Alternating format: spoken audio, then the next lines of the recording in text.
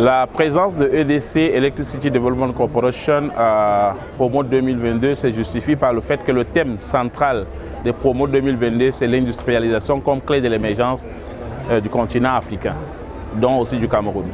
Et vous savez qu'on ne peut pas parler de l'industrialisation sans l'énergie. EDC étant au cœur du système énergétique du Cameroun, il nous paraît opportun de passer ici à Promo pour présenter au public camerounais et même africain les efforts du gouvernement d'abord en matière de l'amélioration de l'accès à l'offre énergétique à travers notamment les grands projets structurants qui ont été lancés par le gouvernement camerounais en matière énergétique. Aujourd'hui, Lompanga qui est opérationnel depuis 5 ans, il est question pour nous de dire en quoi cela a amélioré l'offre énergétique. Nous avons également l'usine de pied de Lompanga qui va produire une énergie d'une capacité de 30 MW.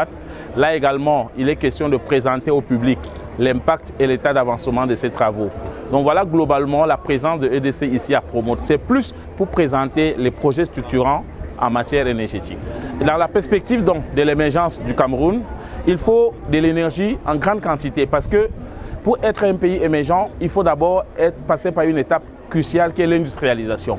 Or, l'industrialisation suppose que beaucoup d'industries vont s'implanter au Cameroun et parmi lesquelles les industries énergivores, donc les industries qui consomment assez d'énergie. Et pour qu'on ait des industries énergivores, pour qu'il y ait accès à l'énergie de qualité, il faut développer les barrages. Parce que le barrage a encore un coût relativement réduit par rapport à l'énergie thermique. Donc le gouvernement, dans sa politique, vise principalement à améliorer l'offre énergétique à travers les barrages hydroélectriques.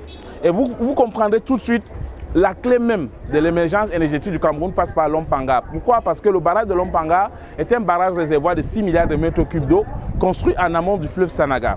Ce barrage permet aujourd'hui de réguler le débit du fleuve Sanaga et permet par ricochet au barrage de Sonloulou et Edea d'avoir une capacité de production augmentée à 170 MW, ce qui a permis significativement de réduire les délestages et réduire la consommation du thermique et faire beaucoup d'économies en termes de gasoil. De l'économie de l'ordre de 25 milliards par an grâce au barrage de Lompanga. Donc ça, c'est l'effet immédiat du barrage de Lompanga pour les industries et aussi pour les ménages parce qu'on a amélioré l'offre énergétique et on a réduit les délestages. Mais ce n'est pas suffisant. Parce que pour être un pays industriel, il faut assez d'énergie, comme je l'ai dit tout à l'heure. Maintenant, le barrage de Lompanga permettra donc de construire de nouveaux barrages sur le fleuve Sanaga. Pourquoi? Parce que le barrage de Lompanga va permettre de réguler tous les autres barrages qui vont être construits sur le fleuve Sanaga, notamment le barrage de Natigal qui est actuellement en chantier. En réalité, le barrage de Natigal, c'est la conséquence du barrage de Lompanga. Parce que si Lompanga n'avait pas existé, on aurait du mal à faire, n'est-ce pas, fonctionner le barrage de Natigal à toute capacité. Et donc, voilà un effet immédiat du barrage de Lompanga dans le développement de notre système énergétique, par ricochet dans le développement de nos industries. Maintenant, à long terme, grâce au barrage de Lompanga, on peut développer de nouveaux barrages au-delà de Natigal.